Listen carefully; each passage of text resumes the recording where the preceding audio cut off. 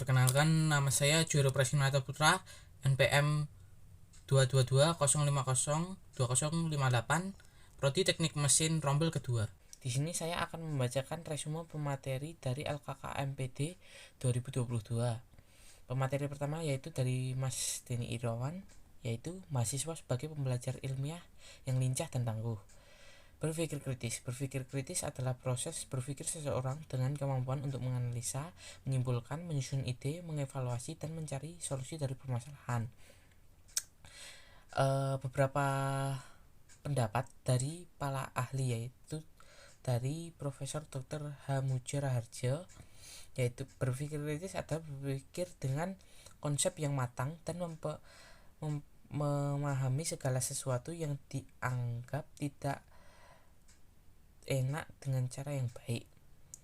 Tahap berpikir kritis yaitu fokus.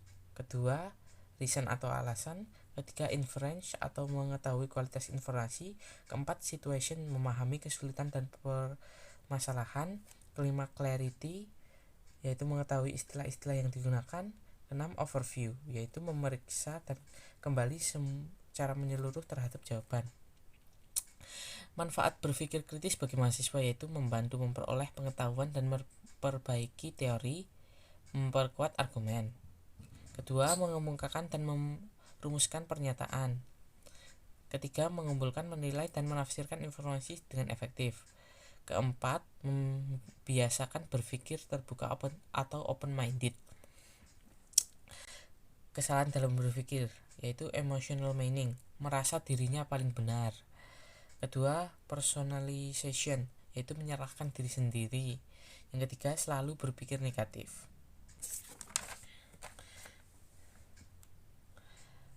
Materi yang kedua yaitu dari Mas Yanuar Ramadan, yaitu bagaimana membangun mahasiswa yang bertanggung jawab. Dewasa awal. Kita sudah dapat memilih jalan hidup kita sendiri dan secara mandiri mampu bertanggung jawab atas diri sendiri.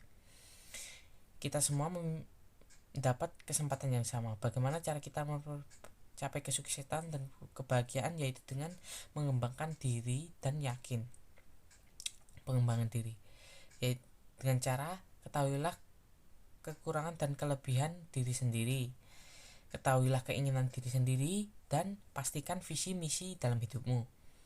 Tahapan-tahapannya yaitu mengenal diri sendiri, tahu yang harus dilakukan, lakukan yang sudah diketahui, evaluasi diri, dan terus berkembangkan dirimu.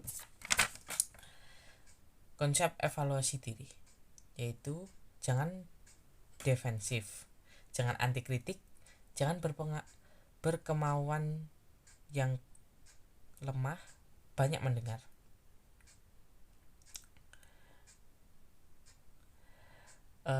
Tiga, ambisi, kenyataan, usaha, yaitu tentukan tujuanmu dari awal sebelum memulai.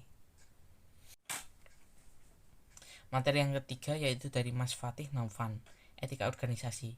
Etika adalah suatu sikap dan perilaku yang menunjukkan kesediaan dan kesanggupan seseorang secara sadar untuk menaati norma-norma kehidupan yang berlaku dalam suatu kelompok.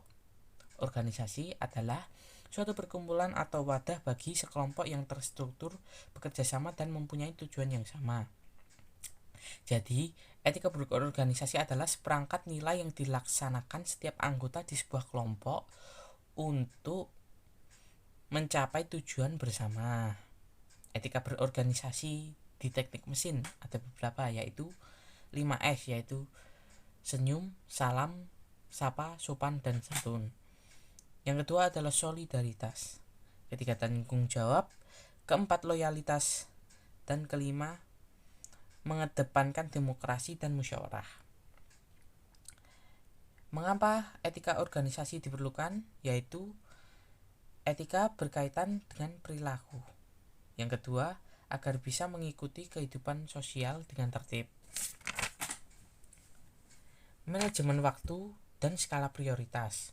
Ada beberapa skala prioritas yang harus diutamakan, yaitu yang pertama, yang penting dan mendesak. Yang kedua, mendesak tapi tidak penting. Yang ketiga, penting tapi tidak mendesak. Yang keempat, tidak penting dan tidak mendesak. Materi keempat dari Mas Rizky Bagus, yaitu rumusan gagasan awal dan administrasi. Rumusan gagasan awal terdiri dari kata rumusan, gagasan, dan awal. Rumusan yaitu proses cara menentukan pernyataan yang ringkas.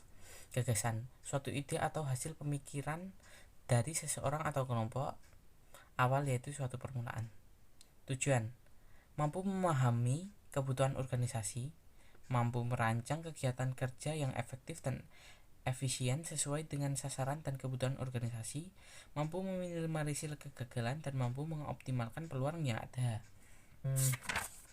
AKL yaitu mengamati keadaan sekitar secara terperinci, terarah, dan sistematis dalam perencanaan kegiatan atau program kerja yang akan dilaksanakan. Brainstorm sebuah proses yang mengusahakan untuk menemukan gagasan dengan cara mengumpulkan pendapat secara bersama dari suatu orang bersama orang lainnya dengan menahan untuk memberikan kritik atau penilaian. Apa itu administrasi? Administrasi adalah usaha yang meliputi penetapan tujuan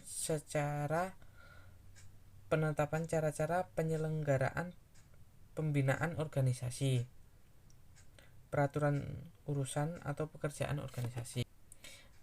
Macam-macam administrasi yaitu segala administrasi kesekretariatan, yaitu segala bentuk aktivitas dalam organisasi tentang data.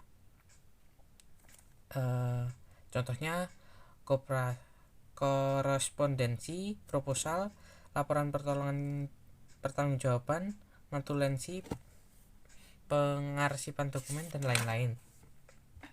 Administrasi keuangan, segala bentuk aktivitas dalam suatu organisasi yang berhubungan dengan kegiatan pengelolaan mengenai finansial atau keuangan, yaitu tujuannya menjaga kekayaan finansial organisasi. Contoh pelaksanaannya, pengelolaan uang kas, pembuatan rencana anggaran biaya, mengatur keluar masuknya dana. Materi kelima dari pemateri DPM-FT. Mekanisme sidang. Teori sidang.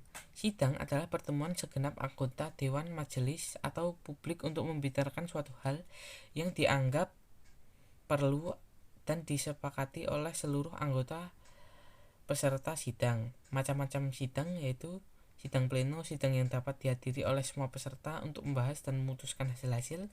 Sidang komisi, pertemuan secara formal yang dimana peserta sidang dibagi ke forum-forum kecil khusus mengurusi diskusi dan musyawarah tentang topik tertentu yang lebih spesifik.